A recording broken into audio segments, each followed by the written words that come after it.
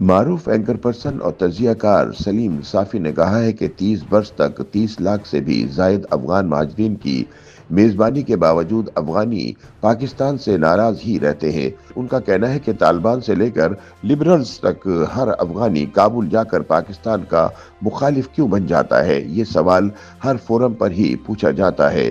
ان کا کہنا ہے کہ جہاں کوئی بحث ہو، پاکستانی بڑی معصومیت سے یہ سوال کرتے ہیں کہ طالبان کے لیے تو پاکستان نے بڑی قربانیاں دی، انہیں پناہ دی، تو پھر آج وہ پاکستان کی بات کیوں نہیں مان رہے۔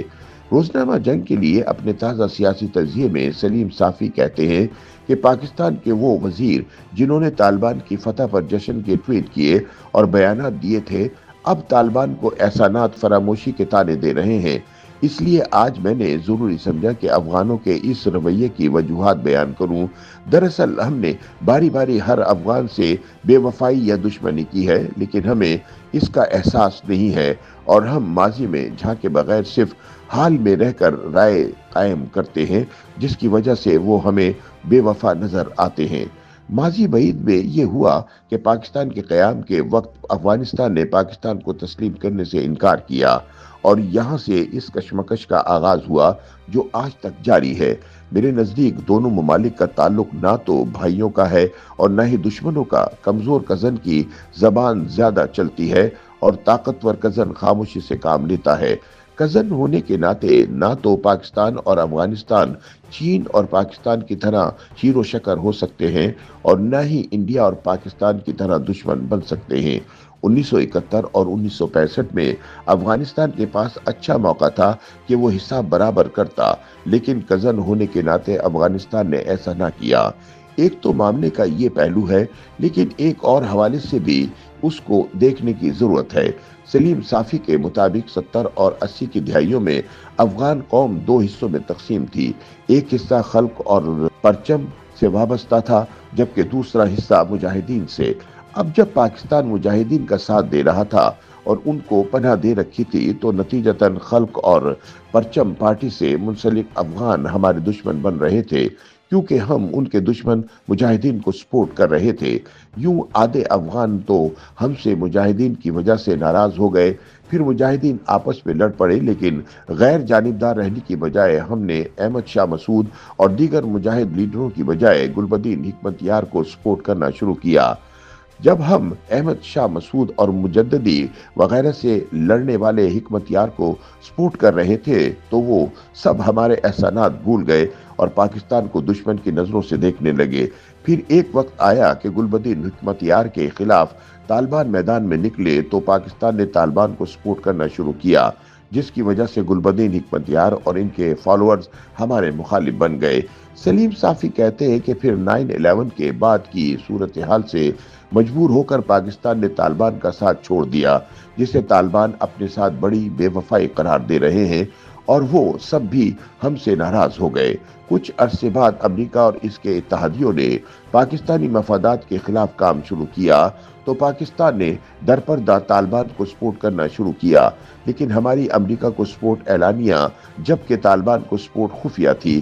یوں دنیا بھی ہم سے ناراض رہی اور طالبان بھی۔ ایک اور غلطی جس کا ہم ارتکاب کرتے رہے، یہ کہ ہم افغانوں کو کابل جانے کے بعد بھی ان نظروں سے دیکھتے ہیں جن سے پاکستان میں دیکھا کرتے تھے، حالانکہ یہاں پر وہ پناہ گزین اور وہاں پر حکمران ہوتے ہیں۔ جو بھی افغانستان کا حکمران بن جاتا ہے، وہ تو یہ تاثر دینے کے لیے کہ وہ پاکستان کا آدمی نہیں، پاکستان کے خلاف بولنے لگتا ہے، تاکہ افغان عوام اسے خود مختار سمجھے۔ دوسری طرف پاکستانی اسے ہجرت کے دنوں کے احسانات کے طعنے دے کر توہمانہ انداز میں بات کرتے ہیں، جس کی وجہ سے معاملات بگڑ جاتے ہیں۔ سلیم صافی کے بقول موجودہ حالات کو دیکھ لیجئے۔ جو لوگ افغان طالبان کی آمد سے بے گھر ہو گئے اور دنیا بھر میں پھیل گئے، وہ طالبان کو پاکستان کا ایجنٹ ہونے کا طعنہ دے رہے ہیں اور اپنی حکومت اور ملک سے بے دخلی کے لیے پاکستان کو مورد الزام ٹھہراتے ہیں۔ یوں وہ سب بھی پاکستان کے خلاف بولتے رہتے ہیں۔ یہ لوگ طالبان کو دفاعی پوزیشن پر لے آئے ہیں اور ان کے لیے سب سے بڑا چیلنج یہ ہے کہ وہ افغانوں پر ثابت کریں کہ وہ پاکستان کی کٹ پتلی نہیں بلکہ آزاد اور خود مختار حکمران ہے۔ غور سے دیکھا جائے کہ جو ہجرت کے دنوں میں پاکستان کے زیادہ قریب رہا، وہ زیادہ اس کے خلاف بول رہا ہے تاکہ ان کے اوپر سے الزام ختم ہو۔ دوسری طرف پاکستان نے ان کی فتح کا جشن منا کر ان کی پوزیشن کو اپنے لوگوں میں مزید مشکوک بنایا۔ اوپر سے ٹی ٹی پی کے معاملے پر چٹ منگنی پٹ بیاہ والا رویہ اپنایا۔ جنرل فیض حمید خود بھی گئے اور صوبائی حکومت کا ایک وفد بھی بھیجا۔ انہیں یہ غلط فہمی تھی کہ وہ ٹی ٹی پی والوں کو بندے ہاتھوں کے ساتھ پاکستان کے حوالے کر دیں گے، لیکن یہ نہیں سوچا کہ اگر پاکستان نے طالبان کی مدد کی تو ٹی ٹی پی والوں نے ان کے لیے جانیں دی ہیں۔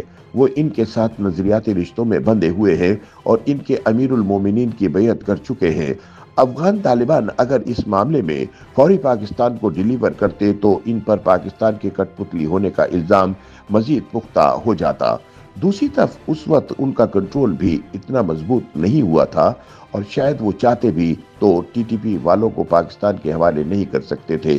اس وقت بھی طالبان اس پوزیشن میں نہیں ہے کہ ٹی ٹی پی والوں کو ہاتھ سے پکڑ کر پاکستان کے حوالے کر دیں، لیکن ٹی ٹی پی والے امارات اسلامی کے اثر سے مکمل آزاد بھی نہیں، کیونکہ انہوں نے امیر المومنین کی بیعت کر رکھی ہے۔ YouTube پر گوگلی نیوز دیکھنے کے لیے youtube.com کی سرچ بار میں googly news T V type کریں۔ گوگلی نیوز کے پیج پر سرخ رنگ کے سبسکرپشن والے بٹن پر کلک کرنا نہ بھولیے۔ YouTube پیج پر اپلوڈ ہونے والی ویڈیوز سے باخبر رہنے کے لیے بیل آئیکن پر کلک کیجیے۔ آپ کو ہر نئی ویڈیو کے بارے میں نوٹیفیکیشن موصول ہو جائے گا۔